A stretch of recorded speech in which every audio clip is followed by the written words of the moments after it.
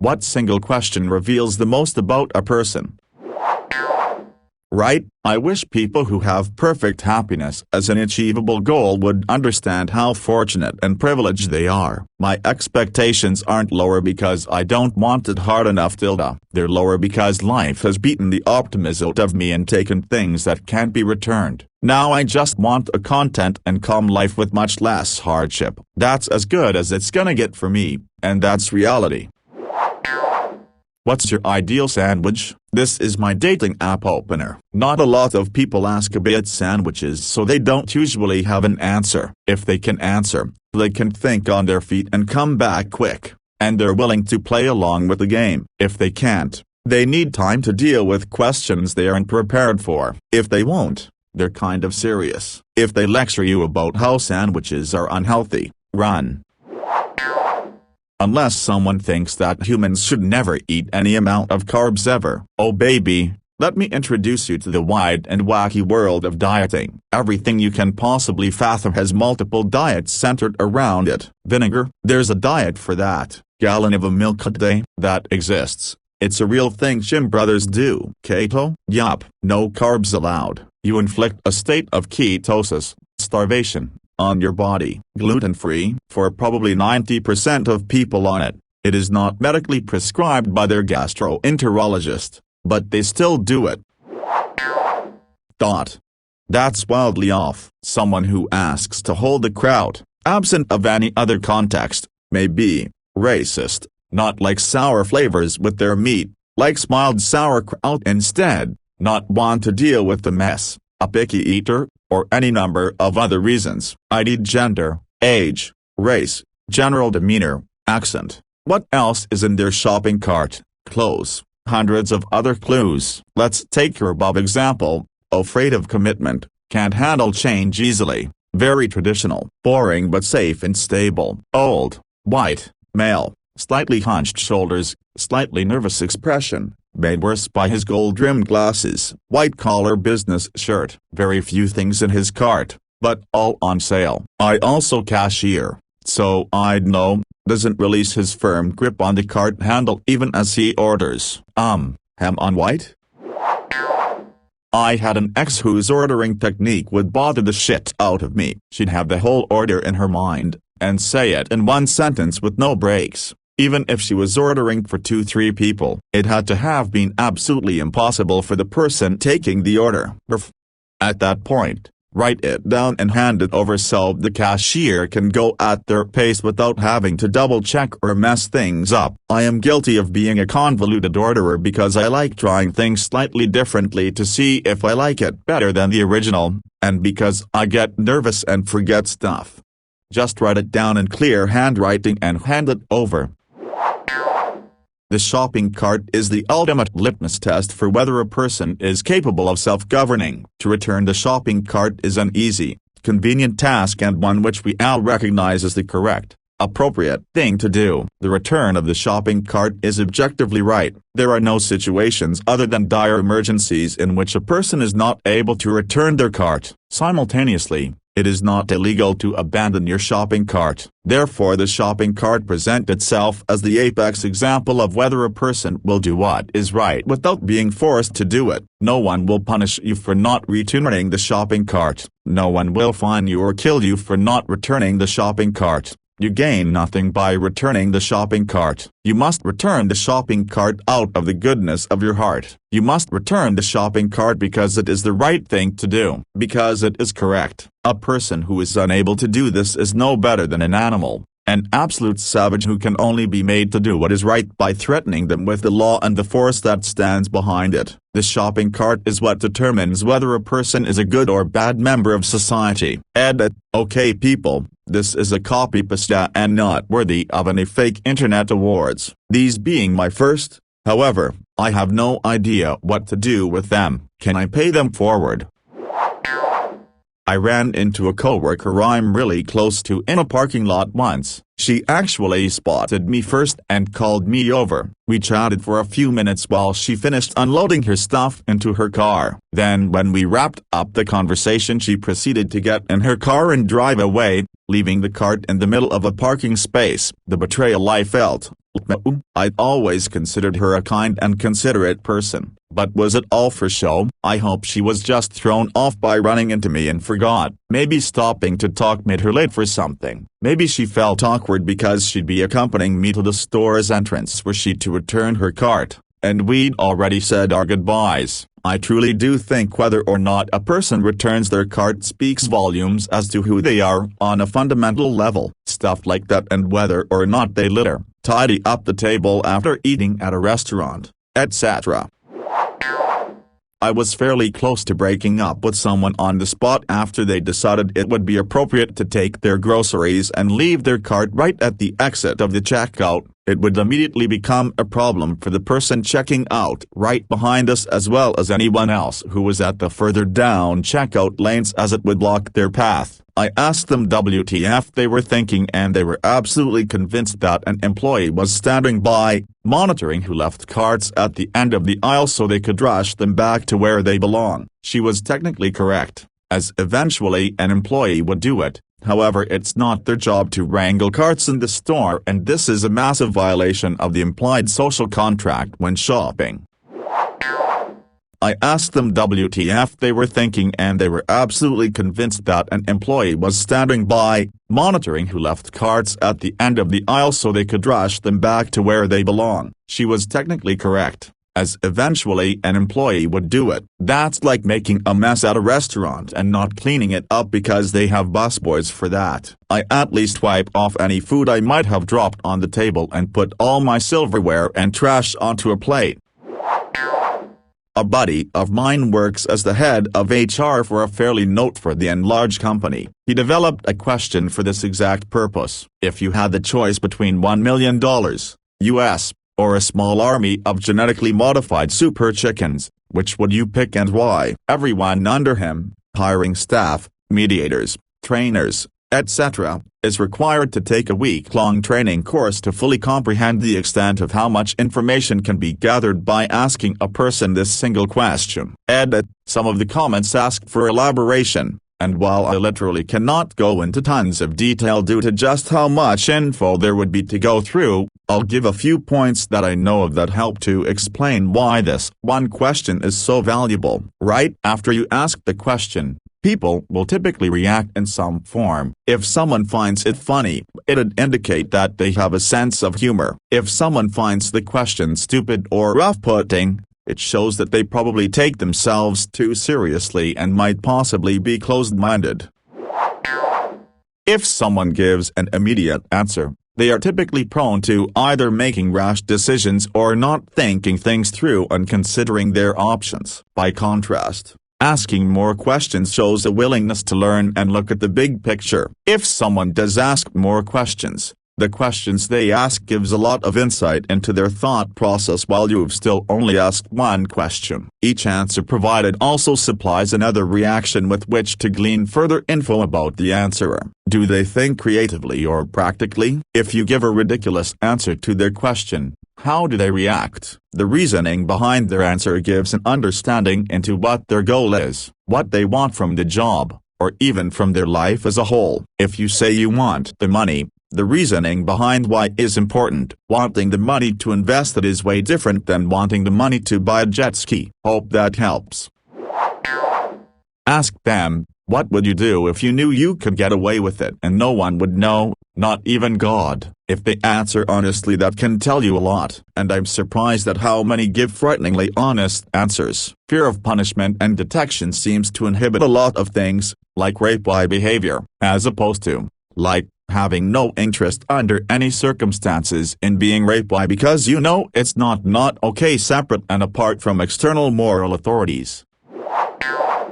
Unfortunately, in Japan no questions reveal a lot about someone. Japanese people will gladly tell you about their public self. The concept is called tmi, which roughly means facade, and is the hard-working, rule-following responsible member of society they are supposed to be. They will never tell you about their hun, or true self. You'd have to become a very close friend to ever know that person. The serious-looking marketing director who tells you his only hobby is playing golf with clients probably also likes watching old reruns of 70s anime, collecting porn and reading science fiction stories. He's never going to tell anyone that, and probably not even his wife. I think people in the US are more open though. The Brits on the other hand seem to be more closed off. They don't want to inconvenience anyone with themselves or rock the boat.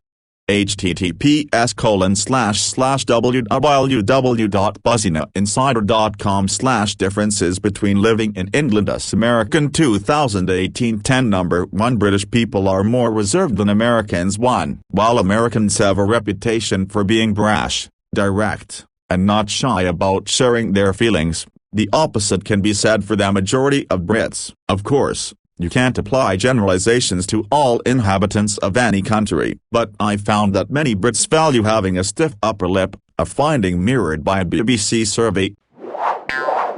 The answer they give doesn't matter. What matters is whether their eyes register an emotional reaction to the evocative and accusatory nature of the question. They describe the turtle trying to help itself in a situation which is somewhat desperate. We humans will naturally pity it and feel bad for it, and then feel angry at the accusation that we aren't helping. Replicants don't have the same emotional responses though, so the various micromissiles in their face won't make the same movements that indicate stress, at least not to the same degree. This is combined with dozens, potentially even over 100 other such questions which overall give a computer enough data to determine whether or not the subject is a replicant or human.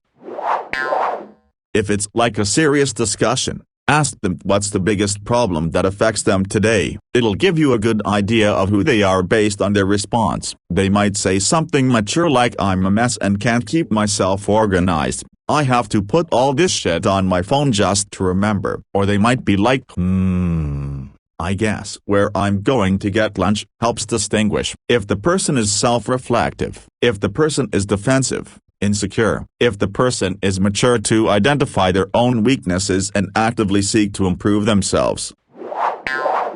Then, because this AskReddit says what single question as a question, just ask the same question again later and see if the response is the same. If the person was just making something up to give you an answer, and doesn't actually reflect on their weaknesses, that'll be identified there. Sometimes it's not just about what question you ask, but it's also about how and one that can provide as much insight as the answer itself.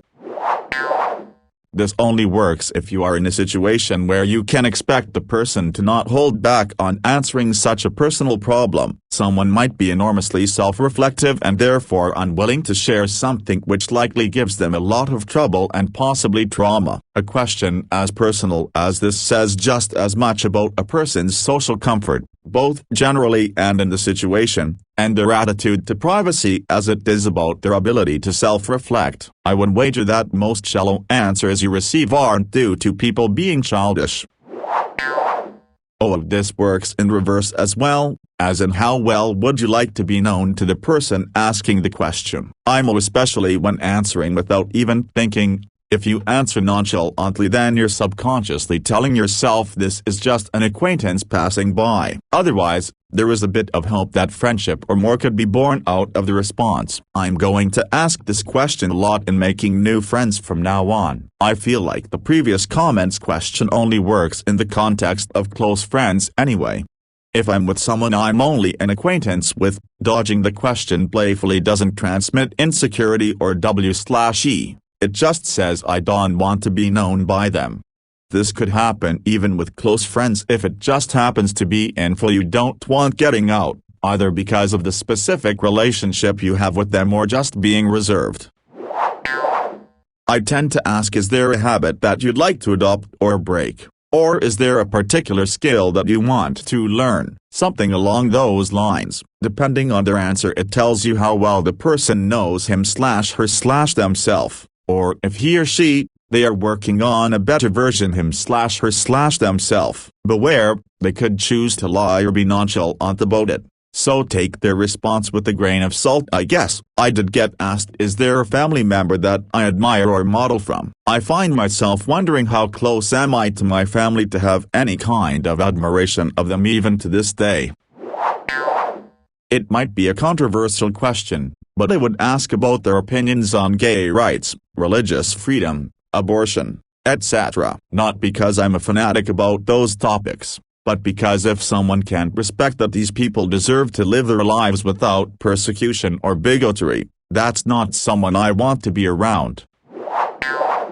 There's some history here. Op made a post in R. Pics of Toronto police geared up to clear out a Hooverville homeless encampment. The title said something ridiculous about police in military gear ready to assault people living with homelessness. Instead of the comment section talking about the image, everybody was talking about the bizarre euphemism. It's kind of funny because I was one of the people who called out Op for it, and then I stumbled upon the awfully specific response in this thread. Instead of owning up to using flowery language to push a particular viewpoint, they made a bunch of excuses. Apparently they're still sore about it. There is a runway trolley barreling down the railway tracks. Ahead, on the tracks, there are 5 people tied up and unable to move. The trolley is headed straight for them. You are standing some distance off in the train yard, next to a lever. If you pull this lever, the trolley will switch to a different set of tracks. However, you notice that there is one person on the side track. You have 2 options. Do nothing and allow the trolley to kill the 5 people on the main track. Pull the lever, diverting the trolley onto the side track where it will kill 1 person, which is the more ethical option. Or, more simply, what is the right thing to do? It's not that simple. One possible reason is that by pulling the lever, you cause 1 death, but by doing nothing, you have caused no casualties. You would probably like utilitarianism if you think that the number of lives saved, and that is the most obvious solution. It's just as though the cost of not pulling the lever is like killing 4 people to save your own conscience in a situation where you simply cannot be blamed for any casualties anyways. Like, I'm sorry, but if you seriously let 4 more people die than necessary just to feel like you didn't do anything wrong, I think you're a coward. Nobody can blame you for anything if you didn't tie those people to the train track. Edit. I appreciate the response. I really want to know the argument here. If they're religious, asking them why they believe in or follow their religion. Most times, you can get a time-lapse of their experiences in a short answer. On the flip side, you can ask why they're not religious. Some folks have a story and you can see a glimpse of how that person handles themselves. Other folks say it's how they grew up, in a religious setting, or that's all they know. Plus, if you're lucky, you'll learn about different religions. When you poop in the shower, do you scoop it out to toss it in the toilet, or do you waffle stomp it down the drain? Seem like a stupid question, but it can reveal some simple personality traits about a person. If they choose the first option, it could mean they follow the rules to get the proper end result. The later option could mean they are willing to do whatever needs to be done to correct the mistake. The third, and not listed, option is that they say they wouldn't poop in the shower to begin with, indicating that they would fix the problem before it became a problem. At least, that's how I've interpreted it. Do you think Ray is a Mary Sue? If they say no, chances are they also believe that climate change is real. They hate Trump, they believe in critical race theory, they support and participate in cancel culture and censorship, they support BLM and Antifa, they're socialists, or at least socialist-leaning. They think healthcare is a human right, they're in favor of open borders, and they unironically use phrases like check your privilege, patriarchy, and my truth. If they say yes, chances are they also deny climate change, or are at least skeptical of its extent. Contributing factors, they support Trump, or at least prefer him to Hillary and Biden, reject critical race theory, they decry cancel culture and censorship, they oppose BLM and Antifa, they're economic libertarians, or at least lean that way. They think healthcare should be privatized, they really hate illegal immigration, and they unironically use phrases like fake news and reverse racism. There is a runway trolley barreling down the railway tracks. Ahead, on the tracks, there are 5 people tied up and unable to move. The trolley is headed straight for them. You are standing some distance off in the train yard, next to a lever. If you pull this lever, the trolley will switch to a different set of tracks. However, you notice that there is one person on the side track. You have 2 options. do nothing and allow the trolley to kill the 5 people on the main track. Pull the lever, diverting the trolley onto the side track where it will kill 1 person, which is the more ethical option. Or, more simply, what is the right thing to do?